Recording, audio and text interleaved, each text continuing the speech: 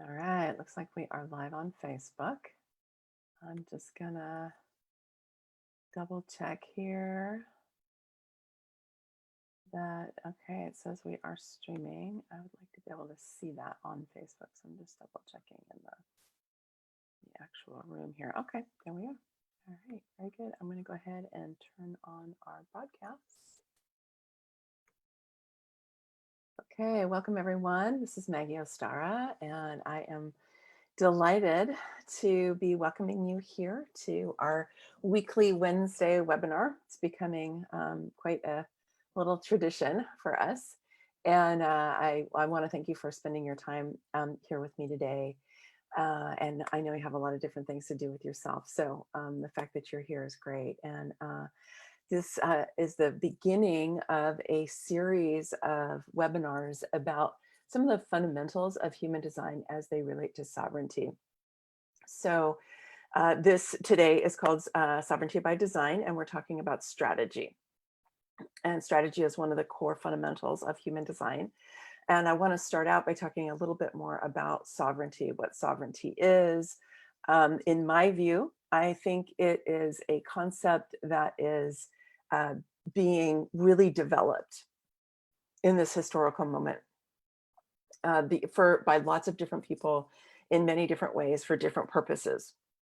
And that's okay, because that makes it really dynamic, right? We don't have necessarily a set way of thinking about it. So what I want to do is introduce you to the way that I think about it and where it came from for me. And then I want to dive into this strategy in human design and talk about how that is related to sovereignty. So just briefly, I was first introduced to the idea of sovereignty as something having to do with me 22 years ago, when I was working with a woman who was an energy worker, who later really became known as a shamanic practitioner. And she was helping me with my energy and my personal growth. And we identified that there were energies in my field that were not me, which is actually fairly common. If you've been in the world of energy work for a while, you probably know that. It might sound kind of strange to those of you who haven't heard of that before, but it is definitely something that many of us experience, especially I would say if you have a lot of openness in your human design chart. I didn't know that at the time. I didn't know human design then. Or if you consider yourself an empath, and many of us are kind of porous and we can pick up energies that are not ours. So she was helping me to clear those energies. And she said, that is so that you can be sovereign. You can be sovereign of your being. And it reminded me of it's something earlier in my life when, I'm trying to remember her name. Well, I was listening to a lecturer who was part of our feminist speakers group back when I was in graduate school. And Sonia Johnson, that was her name. Thank you, brain, for bringing it forward. Sonia Johnson. And she was on stage and she did this kind of remarkable thing where she said, the only thing I have control over is myself, which I think many of us know now, right? There's so many things, in life, whether it's a pandemic or other things, we don't have control over theirs. What we have control over is our own selves. Okay. Doesn't mean that we don't have a moral code, doesn't mean that we don't take action in our lives. And yet we know we don't actually have control. What we do have control over, and the word I like to use is command rather than control. And she was on stage and she said, she was talking about patriarchy. And she said, there is no patriarchy in this space, in this space. And she kept going around her body and she said, there is no patriarchy here.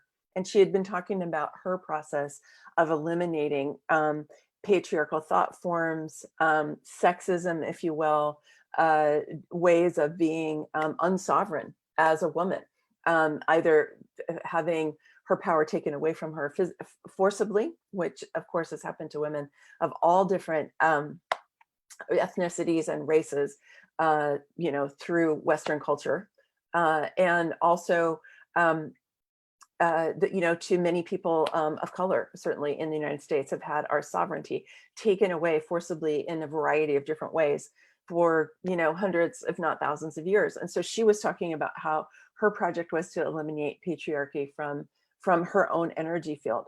And so for me, that's a process of developing personal sovereignty. right? And this is something that we can all be involved in. And I know that there are a lot of us that are paying attention to what's happening in the uprising, in response to the uprising that has happened after the murder of George Floyd. And it's now a global movement. It's actually really exciting to see the response for me. And it's actually kind of exhilarating, really, to see people all over the world saying enough, enough, enough, enough, enough. We've had enough of this. And part of us as white people, one of our first things we need to do, if we haven't already done this work, is to be looking at, how do we say that there's no racism here in this space, right? How is there no white supremacy in this space? How do I take that out of my space? How do I do that? And from my perspective as a historian and a scholar, we have all been heavily impacted by patriarchal white supremacy, and it's deeply embedded into our institutions. It is systemic. And there have been certain things that have changed, certainly over the years. I am one of those people who believe certain things are better. We don't actually have slavery in the same way that we did. It doesn't mean we don't have racism or prejudice or murders or violence and coercion, but we don't have chattel slavery the way that we once did. And women are not literally the property of their fathers or their husbands, and women can't be murdered by their husbands legally anymore. And they can now be raped legally by their husbands. It used to be illegal. A man could rape his wife and it was not illegal. It was just, one of his rights. And so certain things actually have changed over the years. And yet many, many things continue to need to be addressed, need to be unraveled, need to be updated for the consciousness level that we're at now, and for our awareness about how we're all a part of this. We are all in it together. We're all in this world together. And one of the things I love about human design is it shows us that we are actually designed to be in this world together. And I will talk about that more in a minute. So sovereignty in this historical moment where we are really responding to as generators, and we are being invited as projectors, and as manifestors, we have a lot that we can be feeling that we would want to initiate into. And the reflectors are taking it in and tuning in and seeing what is true for them, that in this moment, what is our role in terms of developing our own sovereignty? And I want to suggest that our work, our anti-racist work, our anti-sexist work, our work around class, and around nationality and religion, all of that is a core component of our developing our sovereignty. Because when we are really conditioned, and we're all conditioned, okay? Everybody is conditioned. It's not something that we can avoid. And it's not even necessarily something that's bad, because there's a lot of conditioning that we've had that's been really beneficial for us, for like learning how to walk, for example, learning how to eat, learning how to use a fork, learning how to drive a car. Those are all things that learning how to brush your teeth. Those are things that we've been conditioned into, that we don't really think about anymore. They're just a part of who we are. They're in our subconscious and they're just working for us. And so there are things that are really beneficial, but there are things that are not beneficial also. A lot of things to do with our mindset and our ways of thinking about ourselves and other people, and about our institutions, about how life is. And I just want you to know that anything is mutable. Anything is changeable. I totally believe that. I've seen it happen in my own life, and I've seen it happen in the lives of my clients. I've seen it happen in the world around me.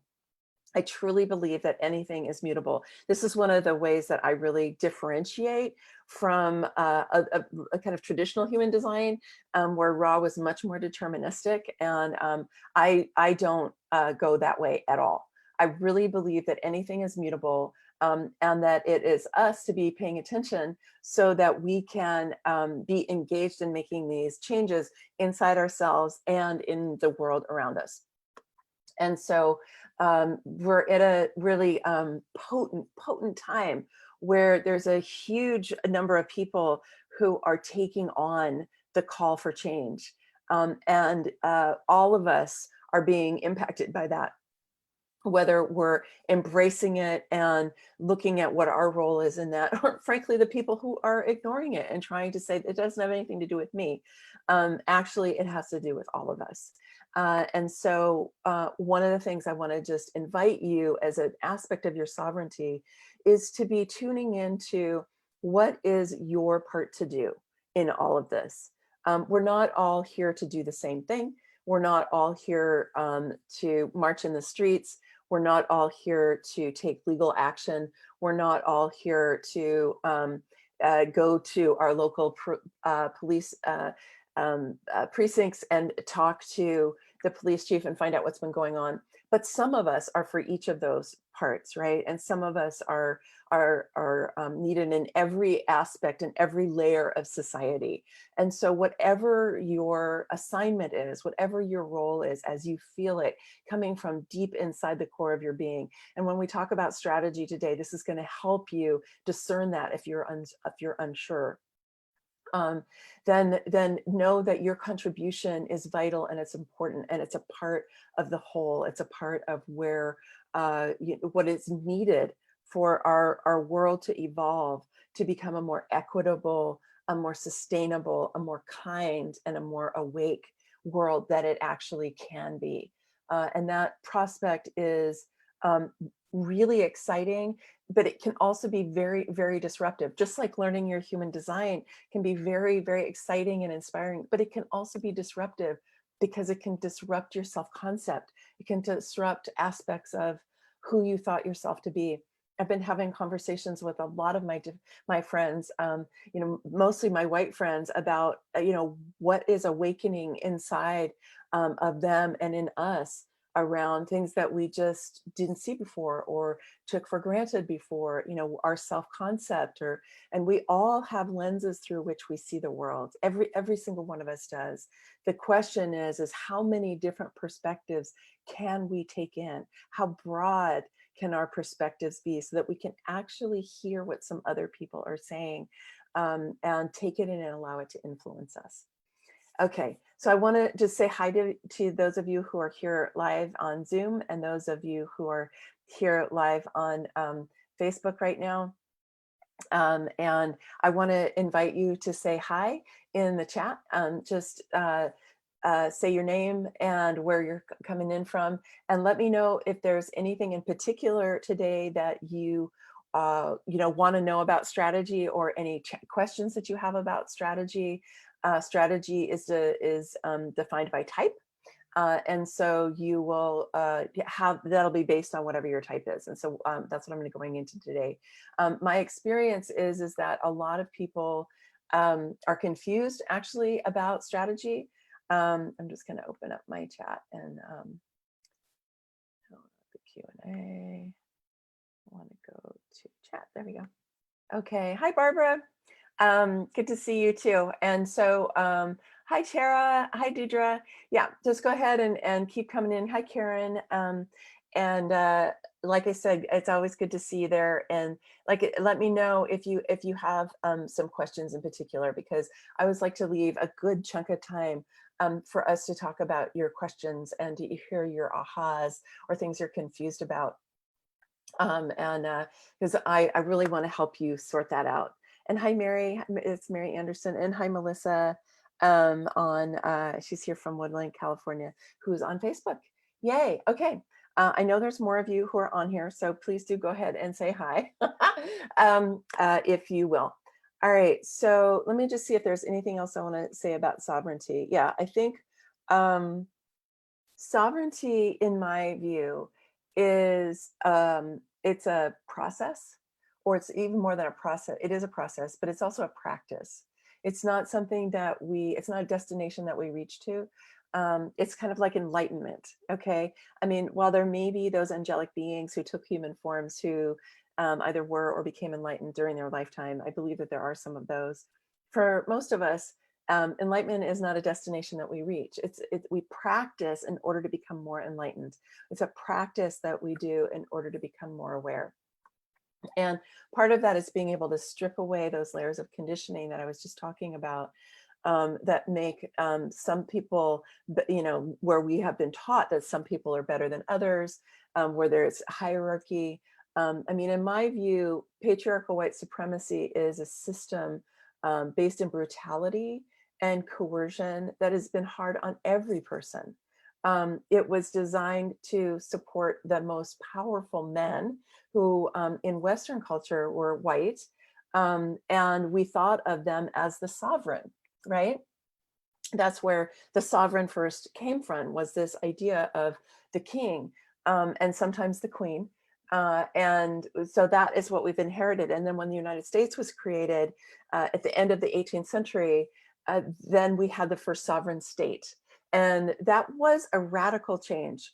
It was incomplete, but it was a radical change where we created a sovereign state where power was meant to be shared among a much wider group of people. And it was white, largely white men, based on property, but not entirely. There were actually Black men who owned property, who lived in the North, who were citizens and allowed to vote in the early republic. And so then we had sovereignty in that way. And you might be thinking of sovereignty as something that nations have, nation states have. Like you'll hear things about sovereignty over land or sovereignty over citizens. Like if we have an invasion, they've violated our sovereignty. You hear that also. You hear it from First Nations people a lot, where they talk about their sovereignty over their land. And of course, if you're in the United States, we are on First Nations land. People like me, anyone who looks like me, and really anyone who, except who's a First Nations person, we're all immigrants and we're here on native land, right? And we're all on their sovereignty in that sense, right? We don't think about it that way very often, but in my view, that really is the truth. When it comes to the individual, and this is the transformation that I think we're in right now, is a part of it is fueled by this understanding that we are each expressions of source energy. We are expressions of the divine. We are not separate from God. I mean, many religions taught that. The Judeo-Christian religion taught that, for thousands of years, that we were separate from God. God was a separate entity who made decisions about us and judged us, and so on. And was not a particularly loving God either. But now, in other religions, in other parts of the world, that hasn't been the way that God and the divine and spirit has been understood. And here in the Western world, we've been influenced by a lot of teachings that have come out of Asia in particular.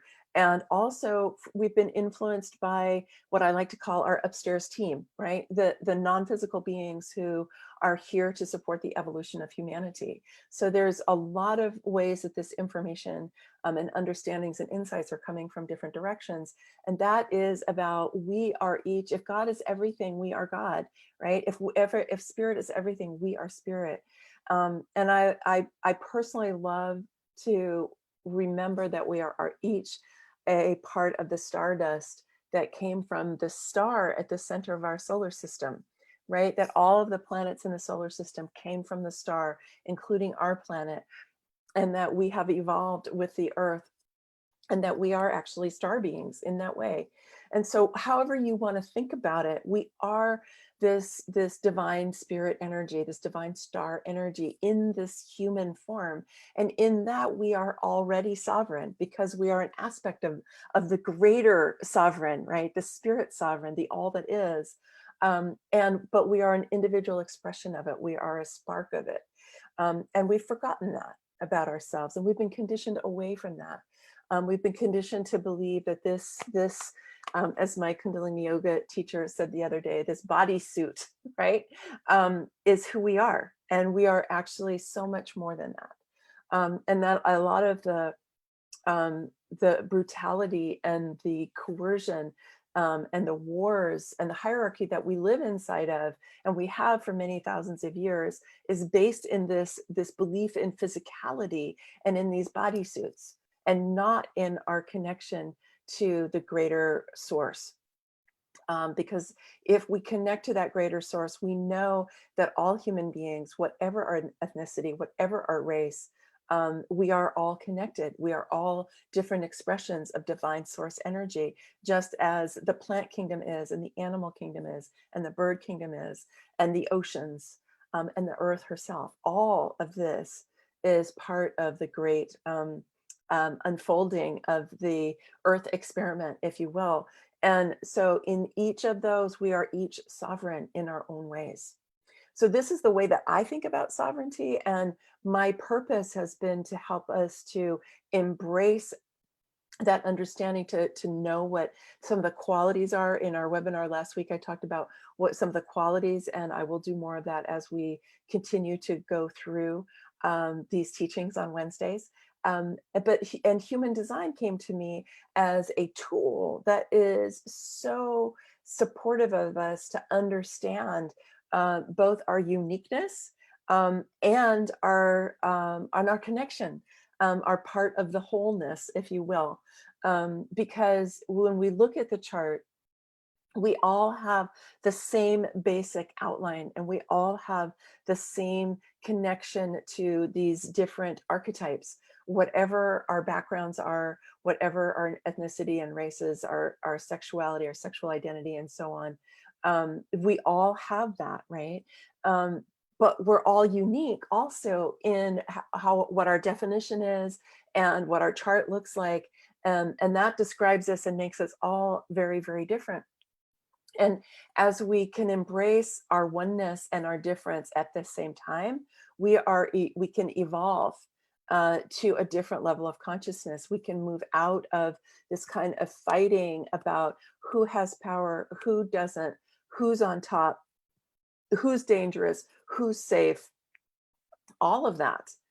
We can start to leave that behind. We can move out of the victim, perpetrator, rescuer paradigm to a place where we can actually work together to create that equitable and sustainable and beautiful, beautiful world that so many of us want to be in.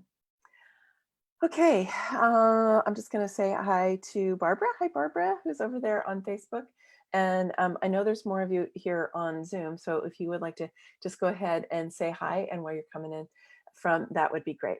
All right. So I know that was a lot about sovereignty, but I wanted to be able to lay this foundation. I'm going to go ahead and pull up some slides now. I think this works just this way. It should. Yes. Okay, there we go. Except I want to start with, no, that's fine. We'll start here. So human design is very countercultural. This is one of the things I love about human design, because it shows us where so much of our conditioning is. And it's not necessarily going to show us specifically where we're conditioned around the things that I've just been talking about, whether it's homophobia or whether it's, our xenophobia or sexism or racism or whatever. It's not necessarily going to show us that specifically, but what it does do is it guides us to places inside of ourselves where we're living in a lower frequency, where we're living in a shadow aspect of we were. And I think of a shadow as just something that is behind us that we don't see. Okay. I know a lot of times we use shadow as dark. I want to question that, particularly in this time where we're really looking at racism and systemic racism, and how so many things that are dark are considered bad.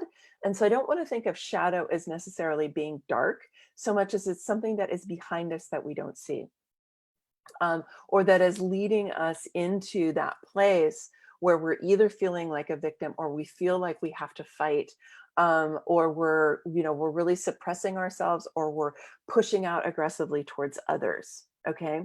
And all of that lives in that kind of shadow aspect of who we are. And human design helps us see that.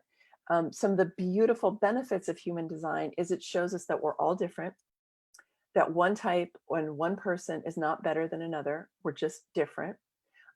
Everyone has something unique and valuable to contribute to the whole. We're designed to be with other people in the world. And let me just say, we're designed to pick up energies from others and amplify them. And through that, we get to experience all the different energies of the chart. We're designed to do that. That's not a negative thing.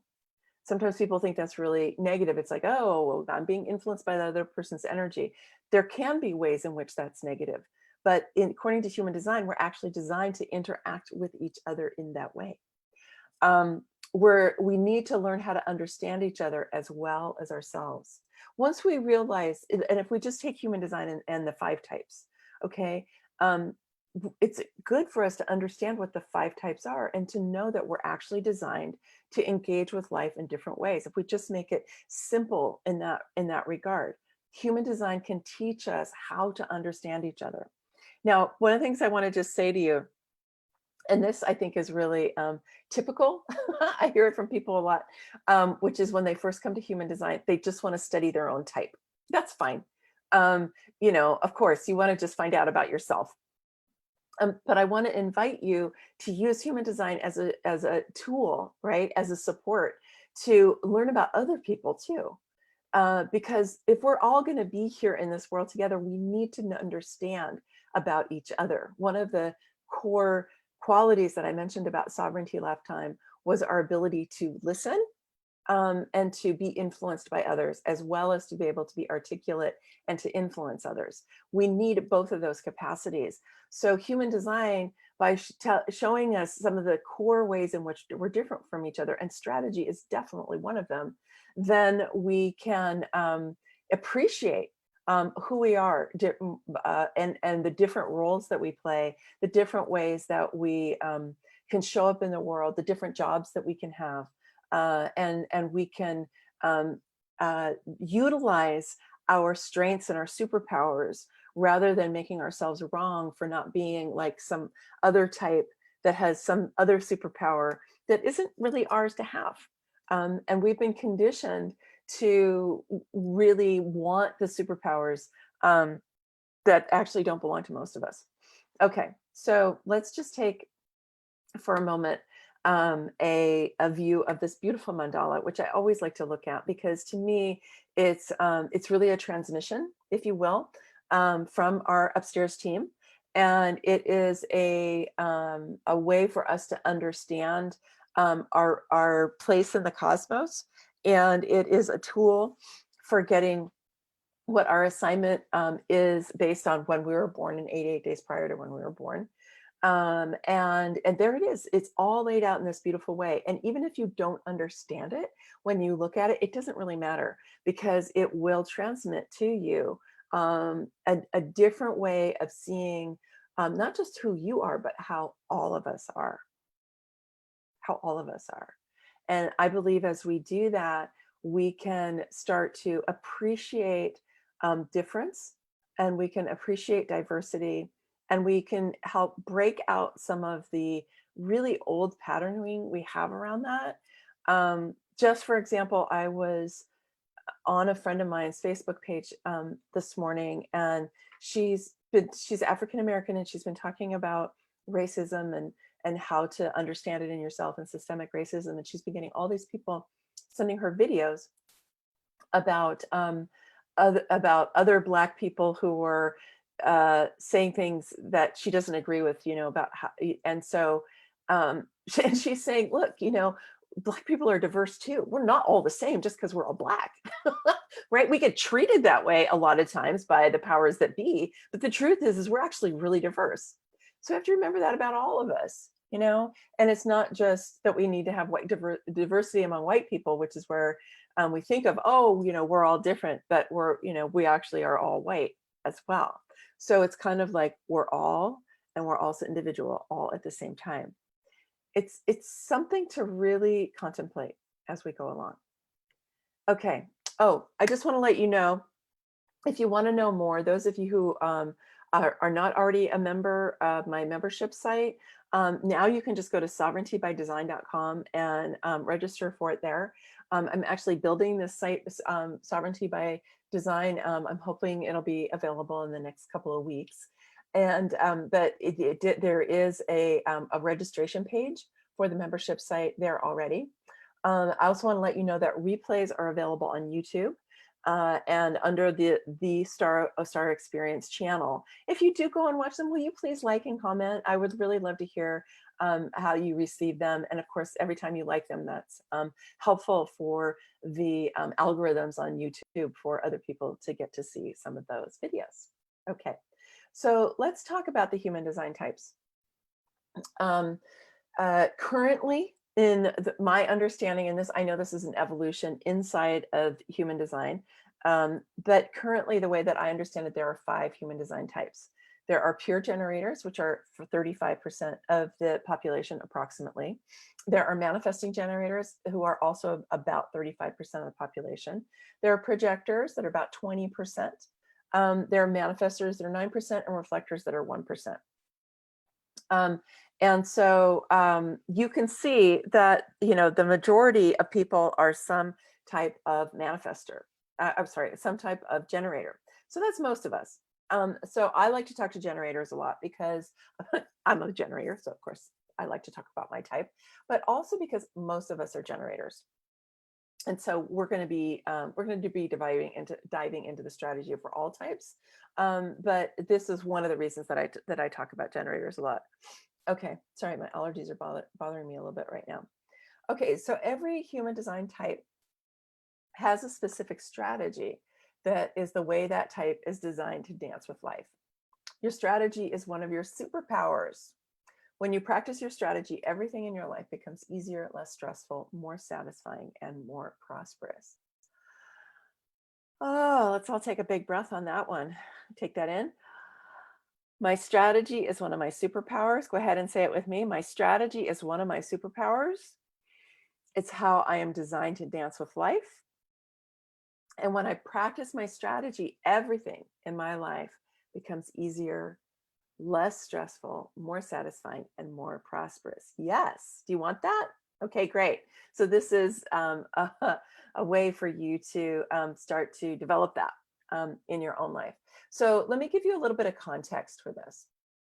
I was just talking earlier about sovereignty and about divine source energy and how we are individual expressions of that divine source energy, and how we're not separate from God or from spirit, whatever your word might be, for something greater. You can think of it as the flow of life. A lot of times I talk about it as the flow of life because it seems to work for a lot of people, whatever their religious background is. But we are designed to dance with life. You've probably heard that phrase, you create your own reality. Because it's out there now and it's talked about a lot. But what I like to remind people is, but you don't create it by yourself. You don't create your reality by yourself. You create your reality with all that is, with the flow of life, right? It's by tuning in to the flow of life, and knowing how we dance with that, that we create our reality. Okay, so just take that in for a moment if it is not something that you've really thought about very much, or leaned into. I know that when I first heard this idea that you create your own reality, I really didn't get that it was about me working with spirit, or even though, and it's so funny, because this is how evolution happens, right? Is even though I heard Abraham Hicks talk about the 3 steps, right? The first step is ask. Second is, source goes out and creates it. And step 3 is to receive. Like, even though Abraham talked about that, and I listened to many, many audios about that, I think I didn't really understand it. I didn't know how to take it in. And human design has given me, through my strategy, a way to really know how to work with that. And I think over the years, I have heard from a variety of different people the confusion that they've had about those teachings from Abraham. Because they think, oh, does that mean I just need to go get happy and not do anything in my life, and then I'll get everything I want? My experience is that's not how it works. That actually you need to engage with the flow of light. You need to dance with the flow of life, and you need to be taking inspired actions in your life. But you're not doing it from a make it happen point of view. And I think that's really critical. It's not a make it happen point of view, even for manifestors. I don't think it's that so much. It's really about that trust, that faith, that ability to know that a force larger than you are, and whether you want to think about it as your upstairs team, whether you have members of your upstairs team that you work with actively, the angel Gabriel is a big member of my upstairs team. I have other members, but maybe you have an active member of your upstairs team, or maybe you're just tuned into the flow of life. But whatever it is, that larger force is what is interacting with you and helping you with your intentions and your desires, and helping them become manifest in the world. Okay, so how does that happen? Let's just go through the types here. So pure generators are designed to respond. What makes a generator, any generator, a generator, is having this sacral defined. This is the red square. So in looking at your chart, if you are new to this, you can look and see, do you have that red square? If you don't have that red square, you're not a generator. If you do, you're a generator. If you do not have one of the 4 motors connected to the throat, then you're a pure generator. That's me. If you're a manifesting generator, you have one of the 4 motors connected to the throat. Now I'm just going to go over this briefly because we could do a whole class on this. These right here are the 4 motors. There's the sacral, the root, the will, and the emotional solar plexus. In order to become a manifesting generator, you need to have one of these connected to the throat. You need to have a motor that's going to the throat. That's why I created this graphic here. These are ways and you can also go through the G, can go through the spleen. Okay. But you have to somehow get one of these motors to the throat. The throat is the center of manifestation and expression, and that's the manifesting energy in the chart. Okay, so about 45% of people have that, almost half, between the manifesting generators and the manifestors. Okay, but a lot of us don't. Actually, a majority of us don't have that manifesting energy. Doesn't mean we can't manifest, though. Come back to that. Okay, so projectors are designed in all kinds of different ways. Basically, projectors don't have the red square colored in, okay? And they don't have a motor going to the throat, okay? That's how projectors are defined by what they don't have rather than by what they do have. Manifestors are defined by not having the red square colored in, so they don't have the sacral, but they have a motor to the throat. So here you have the root going through the spleen, you have the will going directly to the throat, or because I've had clients who've had both, or the emotional solar plexus going directly to the throat. Okay, so that's what makes a manifestor. And a reflector has they have no definition in their centers, but they always have definition in the gates. Okay, so the gates are super, super important for reflectors. Okay, so that's what the different types look like and what define them. So let's go back to the pure generators and the manifesting generators. Okay, so pure generators are designed to respond. Okay, they're designed to respond to the dance of life. They're engaged. That's how they're designed to dance with the dance of, or the flow of life. I know when I first heard this, I was like, number one, I didn't know what it meant, and number two, I thought it had to be wrong because I had been initiating my entire life, or that's what I thought at any rate at that point. It turns out I actually had been responding a lot, but I didn't realize that because I didn't have this language and I didn't have this concept. And so we work best when we have something that has shown up in our outer reality that we get to respond to. Okay, because we don't have that manifesting energy, that motor going to the throat. We don't have that. So we need to have something that shows up around us. My experience is once I really started to learn about responding, I had multiple things to respond to like every day. And I know can be a lot of confusion about this, and I want you to put into the chat or into your comments in Facebook if you have had confusion about this, because I want to be able to address it. that sometimes people have thought, well, what, I just stay at home and wait for something to respond to. I actually talked to a couple of couples, or I talked to two people who are in a couple in New Zealand last year, who said they'd been waiting for years for something to respond to. Um, I was like, oh no, you have things to respond to all the time. And I just did a reading for somebody yesterday who said that she thinks, well, maybe I have something to respond to maybe once a day or a couple times a week. And I'm like, I have something to respond to, like literally all the time. But part of that is because I've learned to, how to work with that. So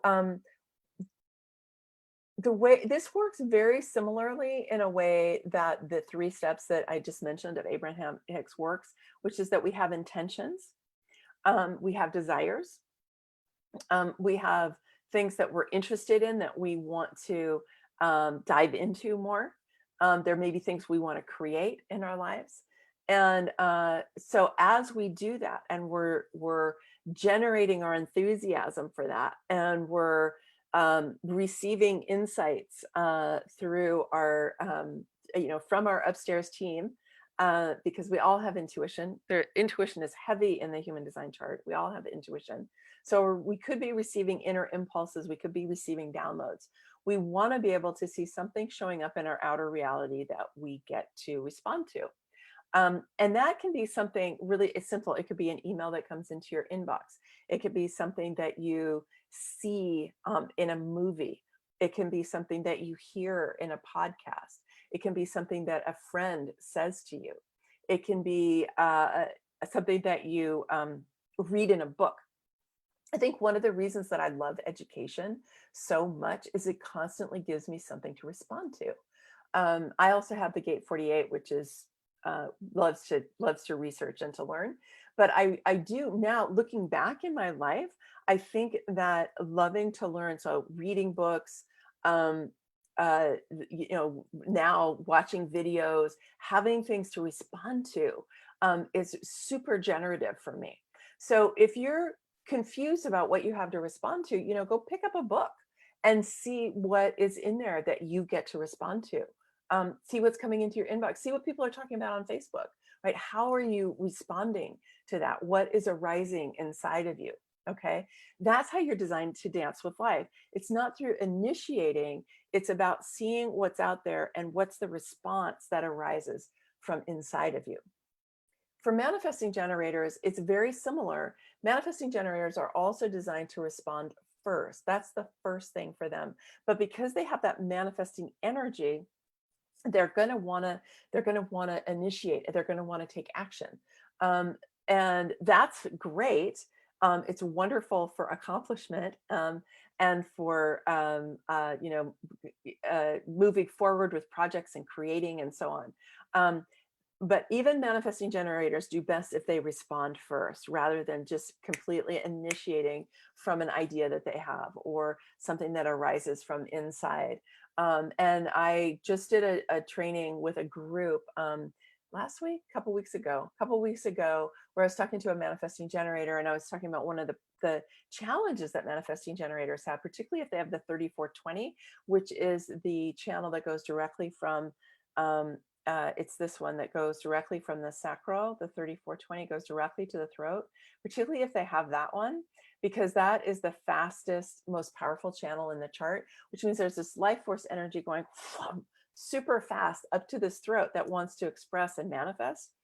But what can happen is that it doesn't turn out to be the right time. Maybe it's actually not the right project. And so, but the speed of that energy can take them over and kind of manage them more than them managing it, if that makes sense.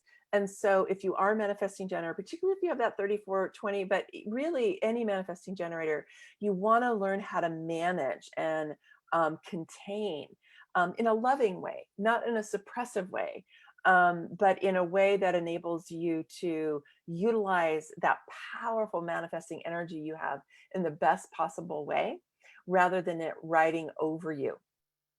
I mentioned to someone yesterday, and this had to do with other pieces in her chart, but she's a manifesting generator. And I mentioned the Chariot card in the tarot deck. So if any of you are tarot people, you can go take a look at the Chariot. And the idea here is that yes, the Chariot is going along quickly, quickly, quickly, but the person in chart, holding on to the reins of the horse, or even just sitting in the chariot, is quiet and calm and is directing what's happening without them being caught up in all that fast, busy energy. And so that's what can help the manifesting generators, not just really kind of steamroll people in their lives, but to be able to utilize that energy for the best purpose. And part of that is developing the practice of responding. These are all practices. Okay. For projectors, they are designed to be invited. Now, I have heard from projectors some of their frustration about feeling like they never get invited. They're like, I've been sitting around for years waiting to be invited. Now, I think that being invited, certainly for the big things, for projectors is it doesn't happen as often as things to respond to is what happens for generators. But I think that the chances are there are more invitations, or there's ways for invitations to come more often to projectors than a lot of times they might think. And that has to do with really being engaged in the flow of life.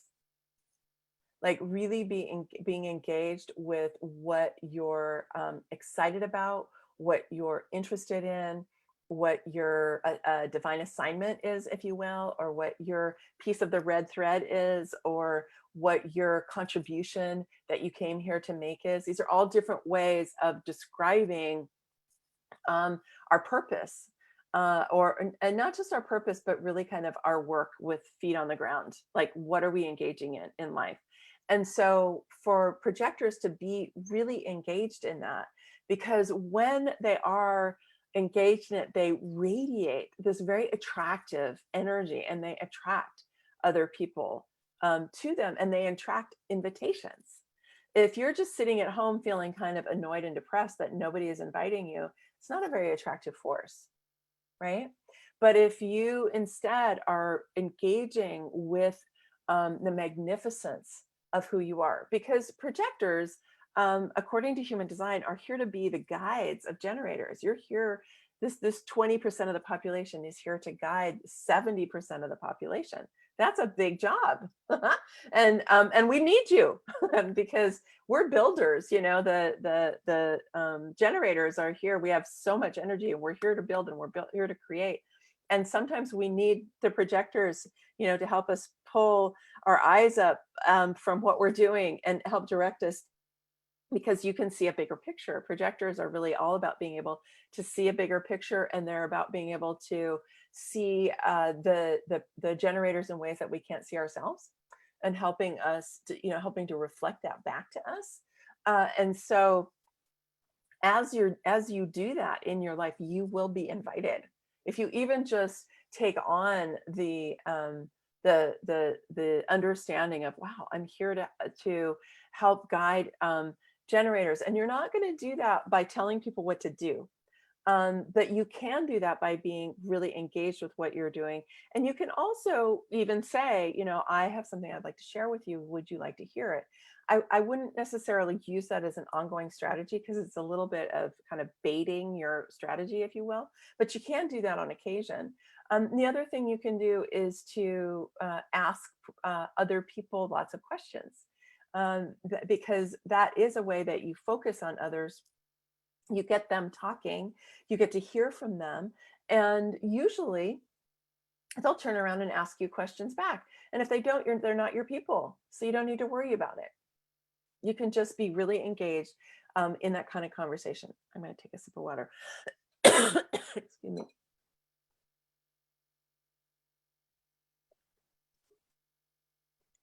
Okay. And I am cool going to about quarter after the hour for questions. I've been having longer introductions in the last couple of weeks, so I realize that that it's helpful to take a little more time. Okay, let's talk about manifestors. Manifestors are designed to inform and then initiate. Now, I say this piece about inform. Um, in traditional human design, manifestors are known as the only type that's designed to initiate. And that's because they have energy going directly from a motor to the throat, as you can see in this illustration. So they get an inspiration, let's say from their emotional solar plexus, this creative emotional energy, and they want to just go out and do it. Okay. And they are designed to do that. And at the same time, my experience having manifestor friends, a former manifestor partner, and knowing different manifestors and doing readings for manifestors is that it generally goes better for them if they inform people in their what we call their impact field, right? The people are going to be impacted by what they do. If they let people know, it's not the same as is asking for permission, but it is about being sensitive to the fact that what you do is going to impact people in your life, right? And you can see how this could wreak havoc in like in a love relationship, right? If one person is just always doing what they want to do and they're never kind of connecting with the other person about that, or even letting them know, like saying, "Oh, I decided I wanted to go away on a writer's retreat for a week," and they go and they, enroll in that and they book their hotel and they get their plane ticket and they don't tell their partner, right? You could see how that might be hard in a relationship, just as an example. So you want to inform really out of respect for other people. And I think that this is an aspect of sovereignty for manifestors in the way that I think of it, because it's about being able to take other people into account in your life, right? Just the way that generators are taking other people and other things into their life that they're responding to, right? And projectors are taking other people into account, that they're here to guide them and they're interacting with them and being invited by them. Manifestors also, I believe, in their evolution, are here to also be engaged with other people and to understand that some of the things that they do are going to impact. And it doesn't, like I said, it doesn't mean that they're not going to they're going to ask permission or that they're going to tell everybody all the time everything that they're doing. I don't mean that, because manifestors are also here to make a big impact, right? They tend to be people who can make a big impact because they do have this really powerful aura to be able to do that. But it can also be kind of intense to be around close up. So that's why you want to let those people know. And in the story of human design, manifestors are here to initiate things that we as generators and manifesting generators get to respond to, right? And then we get to invite the projectors into helping guide us, right? And the reflectors are here. Let's go to the reflectors. Are here to reflect the health of the community, and of the both the families and the larger communities that they're around, because they are so highly attuned to what's going on around them, and so they are designed to tune in. And in traditional human design, it's tune into over the cycles of the moon, right? Some people even say they're here to tune in to the cycles of the moon, like each day, where's the moon today? Like what sign is it in? What kind of moon is it? What does it feel like? Okay, that's one way of understanding it. But it can also just be about really using the capacity of energetic empathy, if you will. It's not necessarily so much for about an individual, although it can be, but reflectors are really more about the group, right? Being able to feel and reflect the health, the power of the group. And reflectors can be enormously potent because they take in the energy of the people around them and they amplify it, right?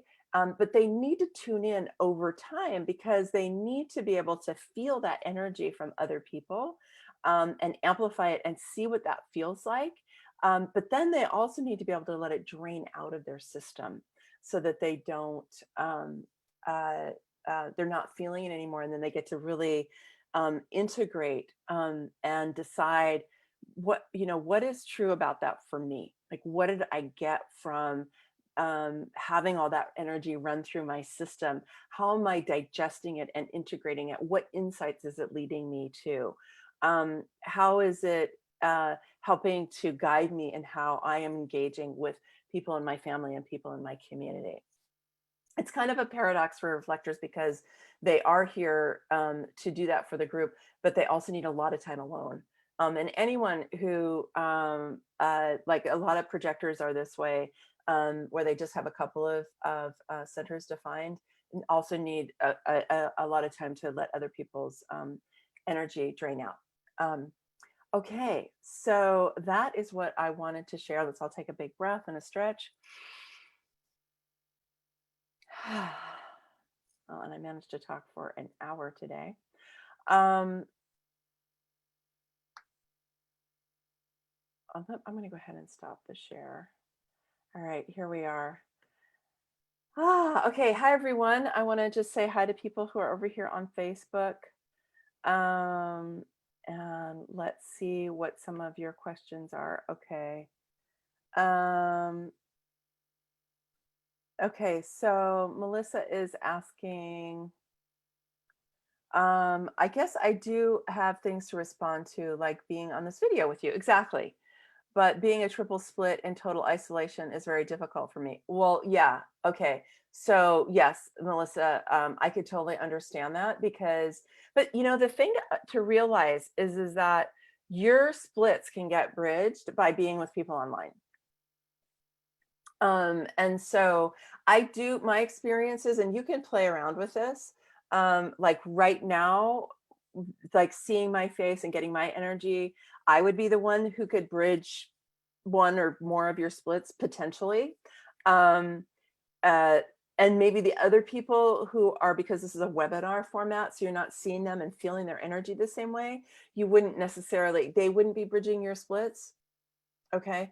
But you can do that. And you might even just see, I don't know where you are, Melissa, and what the rules are for opening up out of shelter in place, but even being in a park, not with everybody, I don't know if they're opening up restaurants where you can be 6 feet away from people. But according to traditional human design, you only need to be within 15 feet of people. So, okay, good. Yeah, you didn't know that. Well, so what I would say is experiment and see how you feel, Melissa, because of course this is all an experiment for all of us, right? So give it a try. And then I would also say, if they're opening up the sheltering in place where you are, go and try being around, even if you're not like right there with a person, being in a public place. And what did you just say? The other part was being a triple split. Yeah, being in total isolation, but do the online thing if you can. Okay, and Barbara says this might be too much, but we'll ask anyway. My sister is a projector. A former doctor has early dementia. Is there a way for me as a manifesting generator to support her? Wow, complicated it seems. Okay,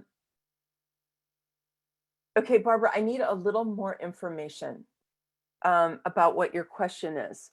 So when you say, is there a way as a manifesting generator to support her? Can you give me some examples of what you're thinking about as ways to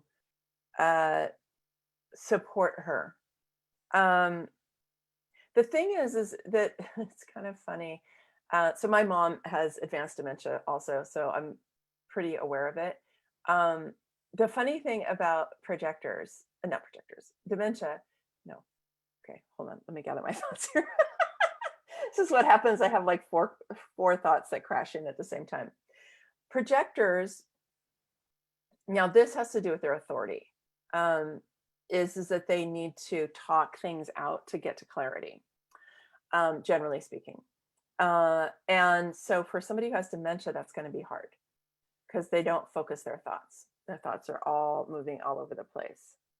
So maybe, Barbara, if you're still online, is to let me know if there is something that you're thinking of in terms of what to support her with, and maybe I can give you a better answer. Okay, let me go to I've got 4 questions in the, I don't know if these are in the, I'm just saying, okay, there's just one question over there. Oh, I love we have all of our Europeans here. That's so great. I'm sorry, I may not say your name. Is it Marshka from Scotland? Some of my people are from Scotland, long time ago. And Nada from the Netherlands. Welcome, welcome. So Barbara is asking, I've heard that for generators, the strategy is to wait, then respond. Could you talk a little bit more about the wait part? Yes, absolutely. And then I will come to these other cues. So I don't actually use the wait part. The reason is that I think it's misleading for generators. I think the wait is there and in order to signal to generators to not initiate. Okay. It means don't initiate. I think basically the wait means don't initiate. And especially for manifesting generators who have this impulse to initiate it, it's like, wait, respond. But I've seen and I've heard from a lot of generators that they get tripped up by that because they'll sit and they'll be like, okay, I'm waiting to respond. What do I have to respond to? They get confused by that. So I put the emphasis on the respond rather than the waiting. Okay. So Barbara, you can let me know if that makes sense for you. I think with projectors, the wait for the invitation is probably a little more accurate.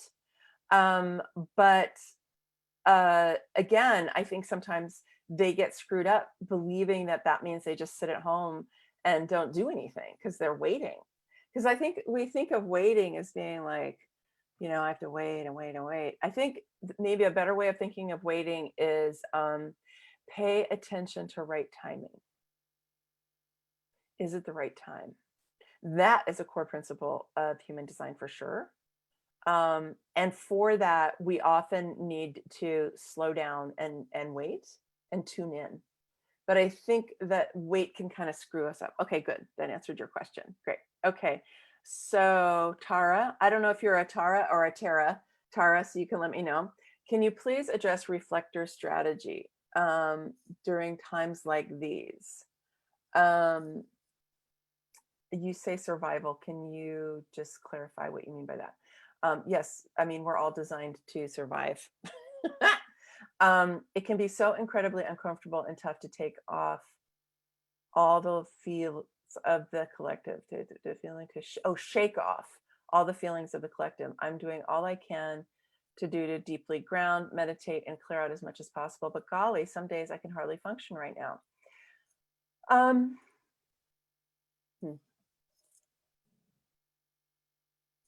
Let me just think about this for a second.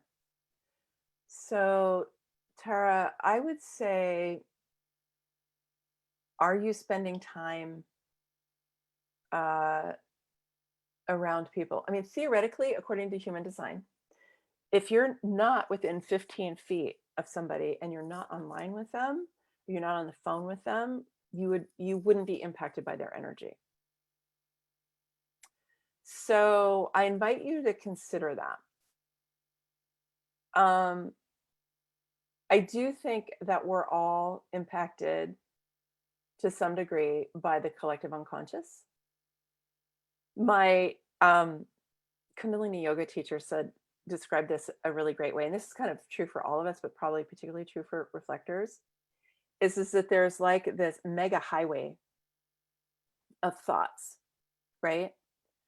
Thought forms charged by emotions that is going around all the time on one dimension.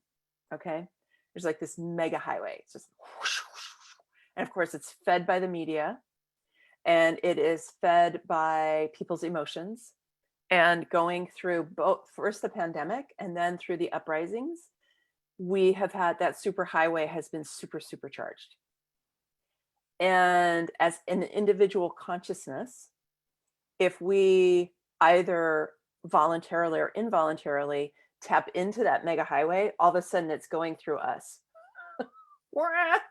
going through our energy field, right? And so part of what we need to do is unplug from that superhighway. I don't think of it as higher, as like a higher dimension, like more evolved. I just think of it as a mega highway that's maybe going around the earth. Okay. And so maybe what you can think of is kind of just unplugging um and rising above it, so that that mega highway is going on. I like that metaphor better, going on down below you. And then you're not plugged into it. And you might be able to tap in on occasion, like maybe you go on Facebook for a little while, or maybe you go on the internet and look at news for a little while. But then you unplug from it. Um, I do Kundalini yoga, Tara. That's what I do. I also dance, not so much since this pandemic, honestly. I'm really sad about that. But in the past, I danced a lot. Somatic practices that get you out of your head, because it may be, Tara, that you've got way too much energy up here, and you need to clear it out. Breathing practices are super potent. It's one of the reasons I love Kundalini yoga, is there's really potent breathing practices that help you release energy. Shaking can be really good. I actually just talked to a friend of mine. Who did I talk to? I can't remember now who it was, who told me she just shook for like 3 days because there was just so much energy. She needed to get it out of her system.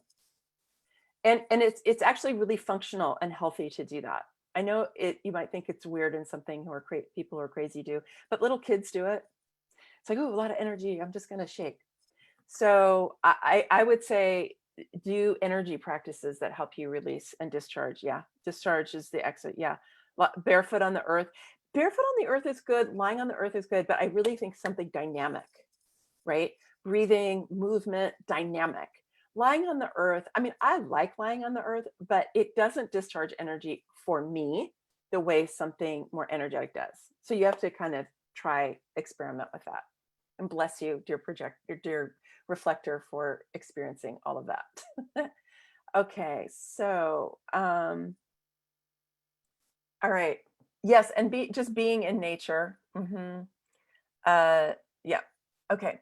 Marshka, you'll have to tell me. I'm not going to get your name right. Marshka, I'm just going to say that. Okay. Hi from Scotland. I'm a mental projector with no authority or sounding board authority in the traditional human design. It really resonates with me. However, what do I do in situations when I'm not given enough time that I need to make a decision? Once I know that something is right for me, I just know it and that's it. But I can't speed up this process, can I? My other question is, where does this knowing when making decisions where does this knowing when making decisions come from for me, as with no inner authority? It can't really come from myself. Okay. I don't agree with this no inner authority thing. Okay. I don't think it's helpful. I know what they mean by that, but I don't think it's a helpful way to describe it. So projectors, mental projector, that means that your ajna is connected to your throat, probably. You need to talk things out, and you need a high quality listener. So we're going into decision making, which isn't exactly the same as strategy. Strategy is more about waiting to be invited. You're talking about decision making, and we're going to talk about decision making next week. So I'll go into this more next week.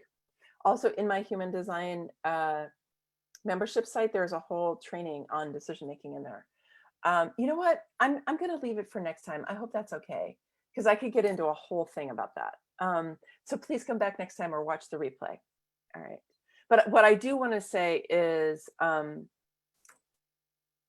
believe you have an authority and that you tap into it by talking things out. I'll just leave it at that for right now.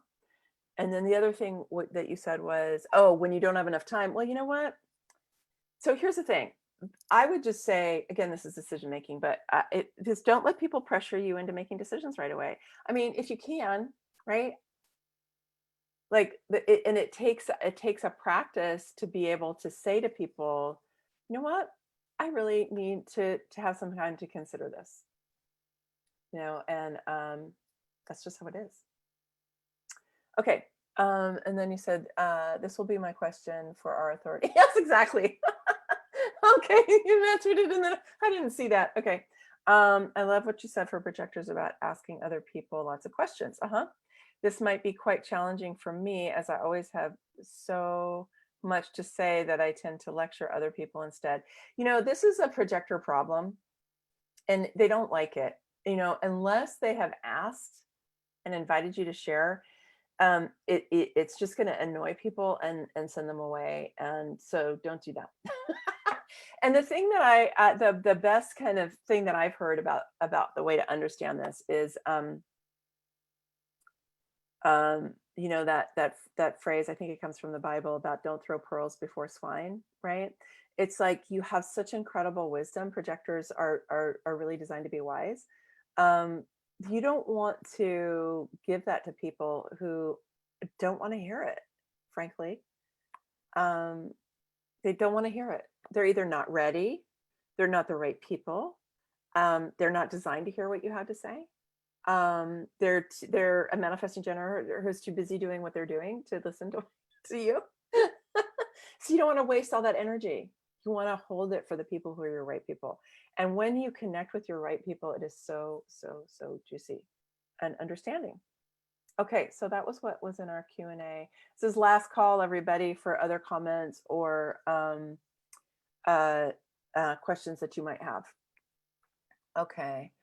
Barbara says, as regards the mega highway, it has an electrical charge. So for me, grounding has been super important, right? Lots of barefoot. Oh, it was you who said that. Yeah, no, absolutely. I mean, I think, for some people, that's totally it. And from Agnes and Marin, since so few live groups now, so Zoom online with breath community led by a radiant African-American woman, also regular spiritual community, Zoom meditation, shamanic healing ceremonies, being in nature, divine love and peace. Yeah, absolutely. I mean, these are all ways that we get to, that we're working with our energy, right? I love, clarity breath work is my lineage. I held several clarity breath work groups, and then my friends and mentors, Ashana Solaris and Dana Dharma Devi, started holding them online, and they were kind of the queens of that community. So they're doing that. And I don't know, Agnes is, I don't know if you're Agnes or Agnes. So if you're Agnes, I apologize. That's part of what you are, but breath work is really great. But I think Kundalini Yoga, their breath practices. Another resource I would say is Wim Hof. Wim Hof has a really incredible breathing practice that I would highly recommend to anyone in terms of moving energy. Okay, this is our last question here from Elizabeth. Where do you recommend we go to determine the human design of people in our lives? Oh, well, Jovian Archive has one you can use. Also, Free Human Design Chart is the one that my teacher, that she set up. And it plugs into Genetic Matrix. And I think Genetic Matrix, you can set up a free account with Genetic Matrix and just do it directly with them. So any of those. So Jovian Archive, which is the school that Ra started. It's traditional human design. And then there's Genetic Matrix, which is a particular evolution. And then there's Karen Curry Parker, and her Human Design for Everyone, which is now her membership site. But then she's got, I think it's freehumandesignchart.com, where you can run people's charts. All right. All right, everyone. Thank you so much for being here. I really appreciate it. I really appreciate connecting with you. Next time we will talk about authority. This time we talked about strategy. Next time we'll talk about authority. And you're always welcome to email me questions that you have in between. Or of course, if you're in the Facebook group, please post them in there. All right. And also if you're in the Facebook group, I would love to have you just pop in or if you're not even there now, but if you could go there, if you're a member, and just say what you got out of the call today, just pop it in. That is really great for everyone to get a sense of what these are about. And it also helps me know what kind of value you received from what you got. Because after all, I'm here talking for an hour or more, and I really like to know, what did you get out of it? Okay. All right. Many blessings. Much love. Bye for now. See you next week.